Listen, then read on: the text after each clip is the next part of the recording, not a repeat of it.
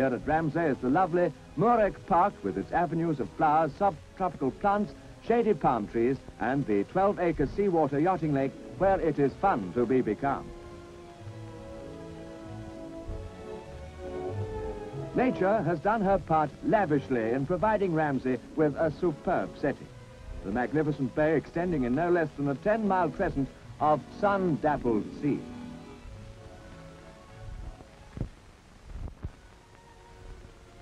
Down a fuchsia-lined lane we make our way to Cashtel in Ard.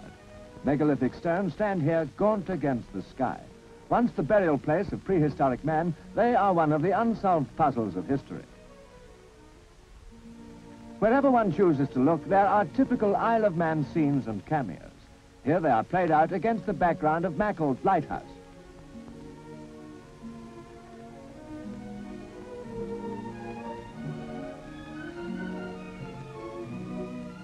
In the churchyard at Mackle stands the memorial to Hall Caine.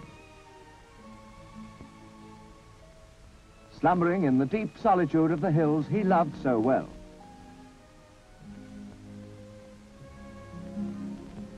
The point of Ayr during certain seasons is a riot of moorland flowers of all kinds. This is the most northerly point of the Isle of Man. One of the 5 lighthouses, the Point of Ayr, is a perfect example of its kind. Peel is situated on the island's western shore, and on a clear day, Ireland and Scotland can be seen. Peel Castle and Cathedral are widely famed. Known as the Sunset City, the story is told of a visitor who, remarking to a fisherman of the beauty of the sunset, received the reply that it was not a bad one for a little place like Peel.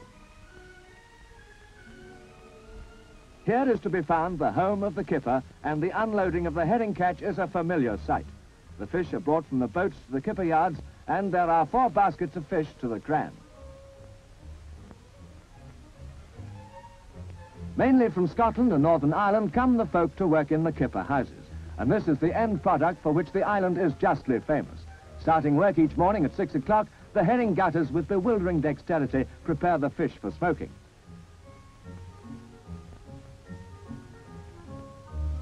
Machines have their uses even here, and modern methods are employed to supplement the task of the hand workers.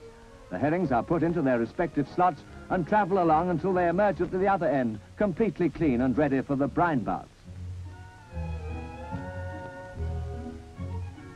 It is a very, very specialized task.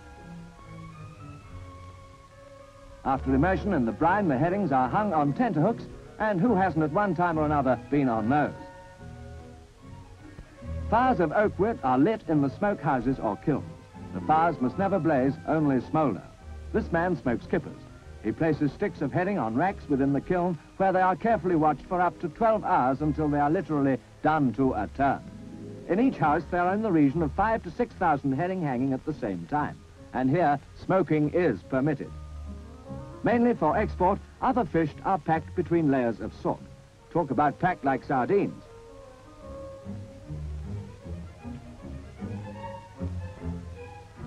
From fish to films is apt to make one a little shy. And they're just one happy family, and their faces are certainly proof of this. Happy at their work? Well, what do you think? No dyes are allowed in the production of Manx skippers. They are smoked as they have been for centuries. About 200 yards up the River Silverburn is the delightful Monk's Bridge at Rushen Abbey. It is a humpbacked bridge of 2 arches in a perfect setting. The abbey itself was a complete ruin even in 1660, so that it must now be many hundreds of years old. Because of its enchanting situation, thousands come to Rushen Abbey. Walks can be taken in the beautiful grounds. One can relax at leisure, or, if energetic, take part in the dancing. No one would leave Rushen Abbey without sampling one of the main attractions, the fruit and cream. And wise judges they are too.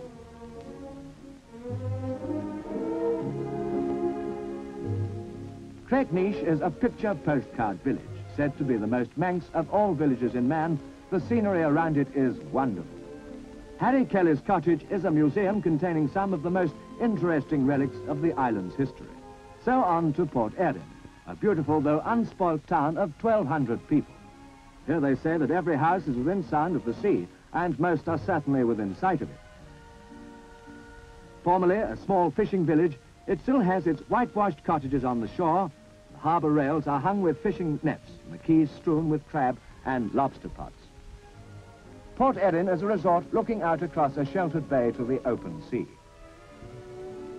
Port Erin swimming pool was built 60 years ago when it was an offence for persons of the opposite sex to approach within 100 yards of each other. A very different story today. Port St Mary, 13 miles from Douglas, with its delightful beaches and very ancient streets, is a busy port in the fishing season. Its people have always had a friendly rivalry with the neighbouring township of Port Erin.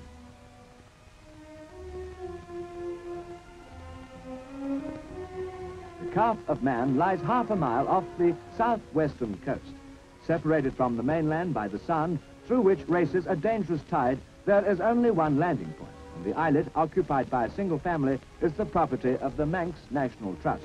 In the reign of Queen Victoria, the whole of Douglas Harbour was what today is merely the north portion. Now ships tie up at the modern quaysides of Douglas, the gateway to an enchanting island of history, tradition, and beauty.